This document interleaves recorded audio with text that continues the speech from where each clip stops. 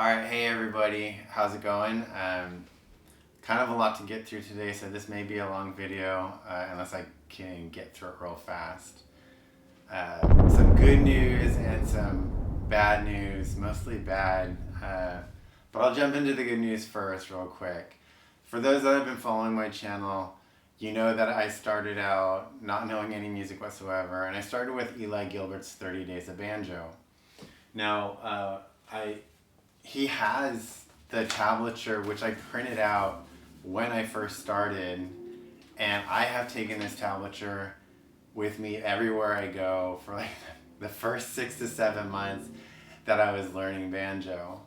I was actually able to get Eli Gilbert to autograph my tablature. He says, practice early and often. I do practice often. I practice every day. But it's typically after work, so I'm halfway there, Eli. But I thought that was really cool. With the autograph, he actually sent me some strings, which I will probably use. For those that didn't read the description in the last video, I did finally change my strings. I did use Banjo Lemonade's method of changing the strings, which was really great and really easy. The only thing that I modified was I didn't cut all the strings at once. I changed one string at a time so I didn't have to reposition the bridge. So again, I'll link that video below because it was extremely helpful, and that's probably how I'll always change strings moving forward.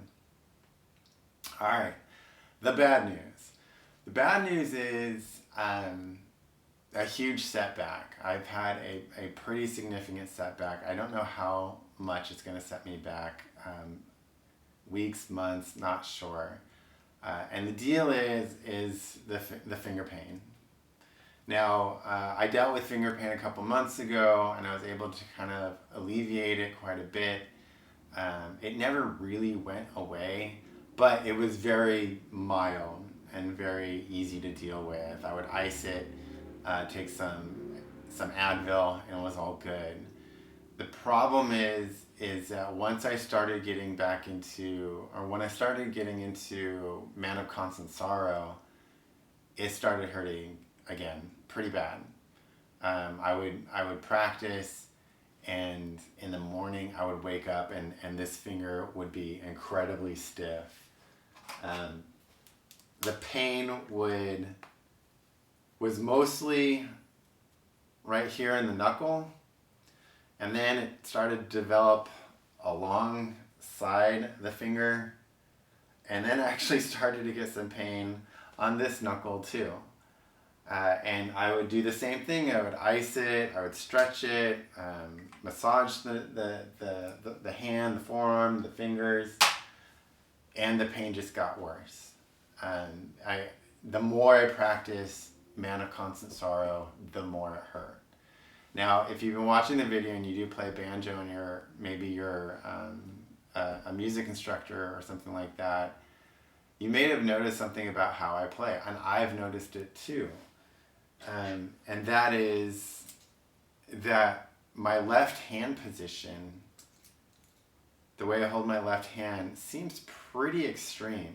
And I've noticed this, like when I watch myself play in my videos, another good reason to video record yourself,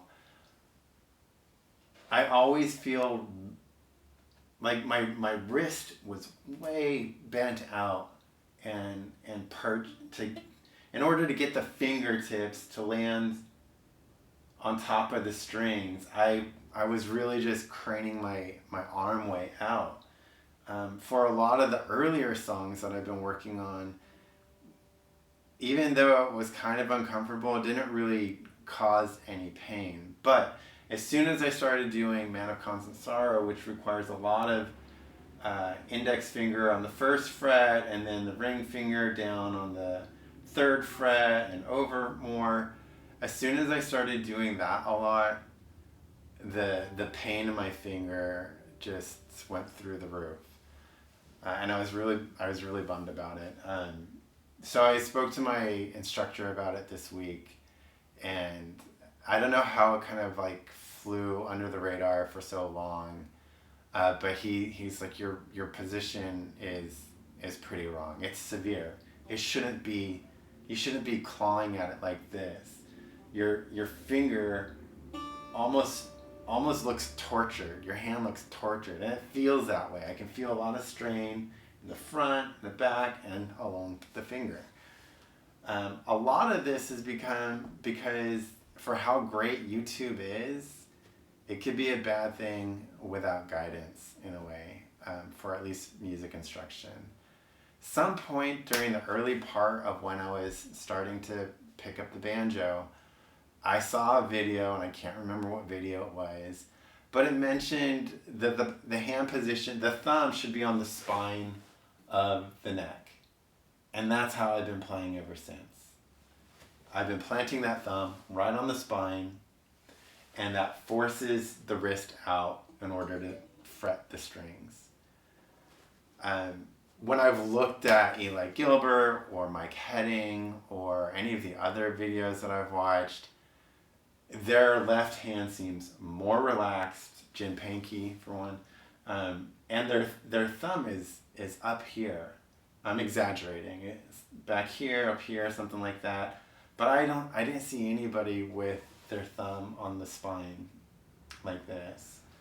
And when I watched them play, their hands seemed so much more relaxed and so much more fluid versus mine. I'll probably, if I can, I'll take a picture of this versus one of the other instructor or one of the other YouTubers or something like that, so you can see how extreme it is. Now, just in the few, good news on the bad news is just in the few days that I've been changing the hand position, the pain in the finger has subsided quite a bit. I wake up in the morning, it is not stiff. It is still a little sensitive to the touch, but I think it's not getting worse. It feels like it's getting better. So I think previously when I had the finger pain and I thought I was just putting too much pressure fretting the string, and then when I lightened the pressure, the pain subsided a bit. I think that was a false diagnosis. It's really, I think now, the hand position, and I was just craning that wrist way out, way too much, and the strain of doing this while trying to fret really is what's doing my hand in. So the good news is that the finger pain is going away, which is great, because I was starting to think that I'd have to stop playing banjo, and the pain was getting that bad. It would throb all day long. I'd be at work and I just was getting distracted by it.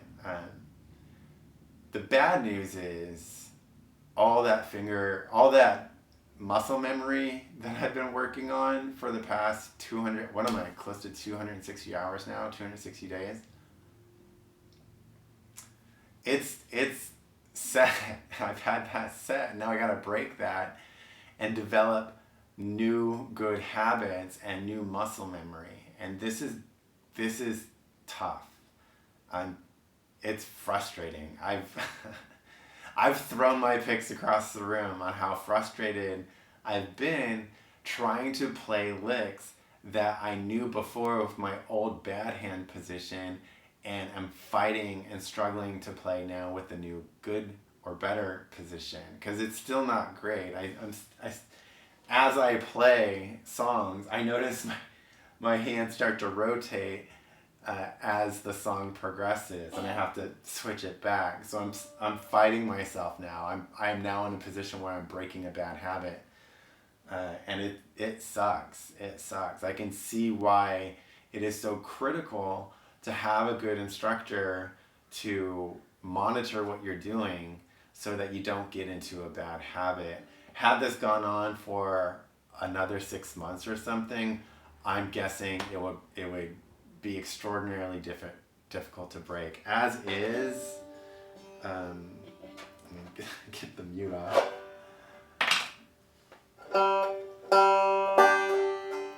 So I used to play like this.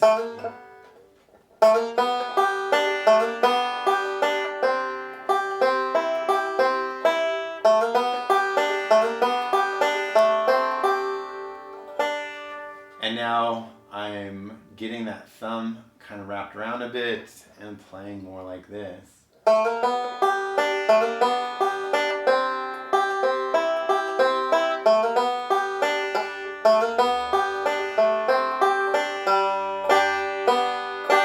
And already, that is that is boiled and cabbage jam.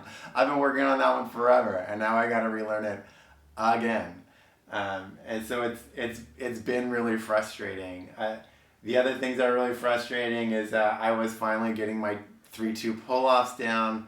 That's back to square one. I was finally getting some hammer-ons down on wagon wheel. I've got to relearn that because my fingers are just all over the place. They want to plant somewhere not where they should be. So this is a setback. This is a huge setback. I will do a quick demo and it's going to be ugly because it feels in a lot of ways back to square one.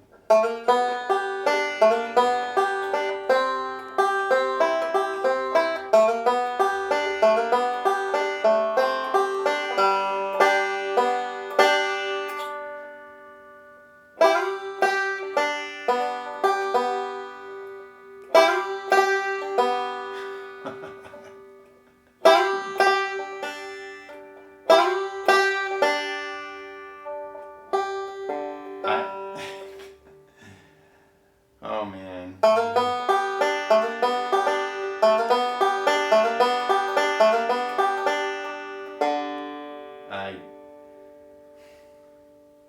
I'm really struggling. This is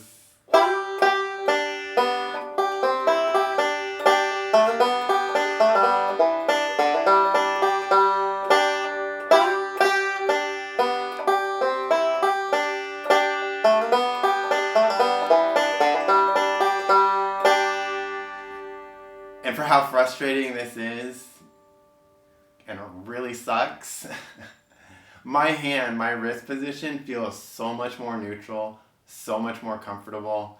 So I just need to get through these next couple of weeks or next month or two or whatever, however long it's going to take.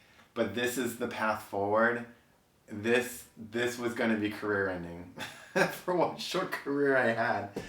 But it was starting to get to the point where I was not looking forward to practice because I knew the morning after was going to hurt a lot.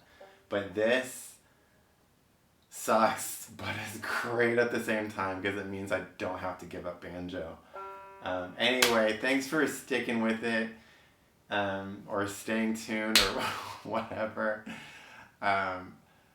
Keep watching, keep giving that support. I super appreciate it. And for the next few weeks, you're going to see me kind of struggle for a bit, but we'll get back on track. We'll move forward. The next song that I really want to do, once I get through this, I want to reward myself with Country Roads. That's the song that I want to do next. All right, everybody. Thanks for tuning in. I'll see you in 7 hours. Bye.